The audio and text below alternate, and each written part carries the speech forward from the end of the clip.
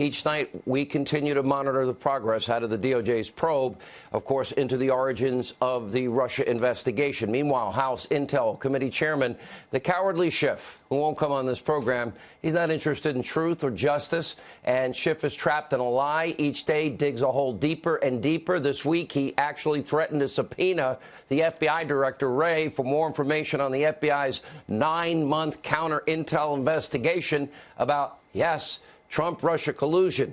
He didn't come to get the conclusion he wanted. They're trying now so hard to keep their hoax alive.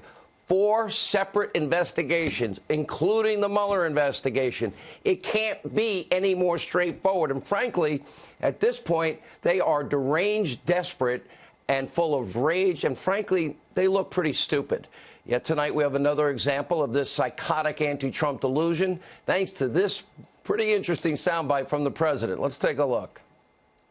Your campaign this time around, if foreigners, if Russia, if China, if someone else offers you information on an opponent, should they accept it or should they call the FBI? I think maybe you do both. I think you might want to listen.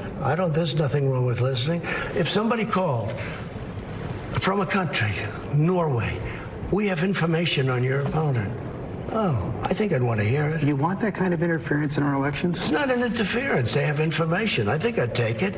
If I thought there was something wrong, I'd go maybe to the FBI. If they call me, I'll listen. If I think there's something wrong, I'll go to the FBI. Now, of course, listening to foreign research or any op research or any reporting, anything illicit, and then saying you take it to the FBI, that would not be a crime. As a matter of fact, the president, I suspect, I'd like somebody to ask him the question.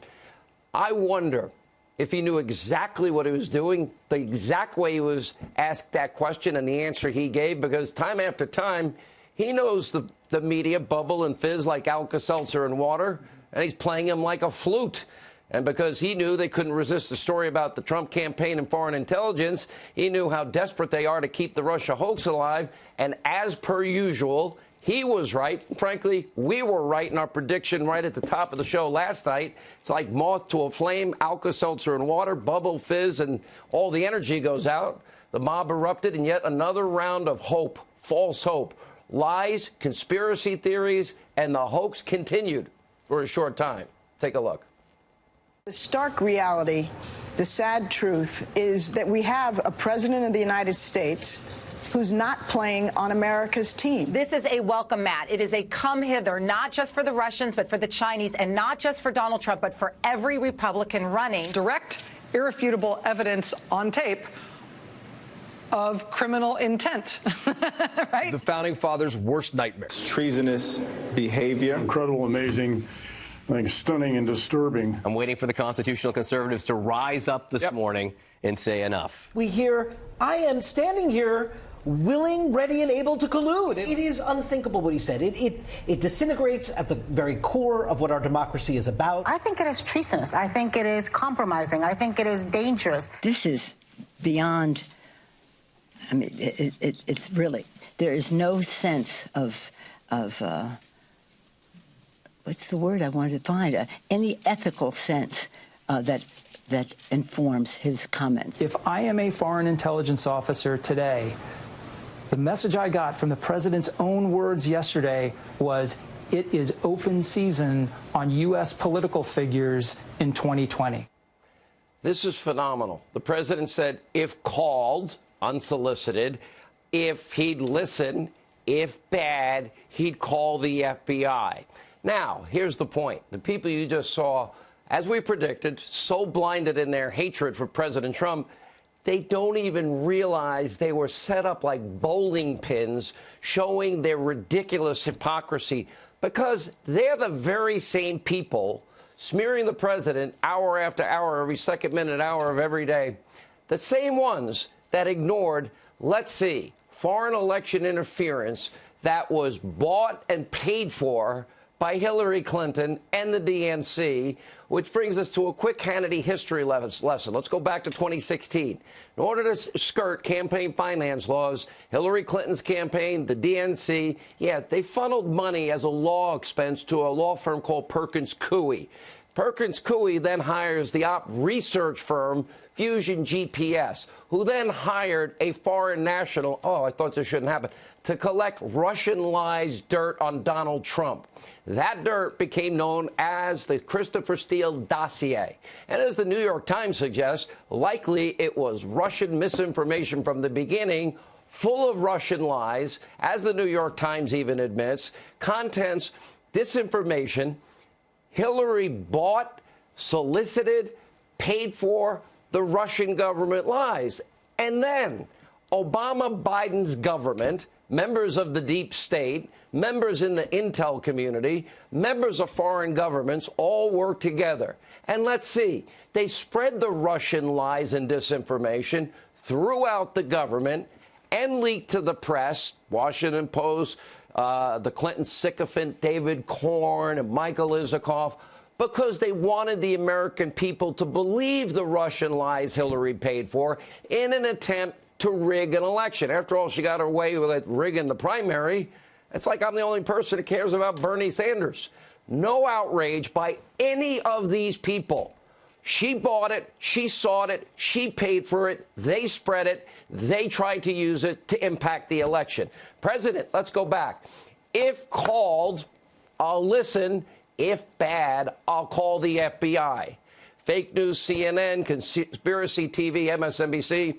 You got to love Roswell Rachel Maddow. Oh, it's great. It's like, and now the moderator that she is.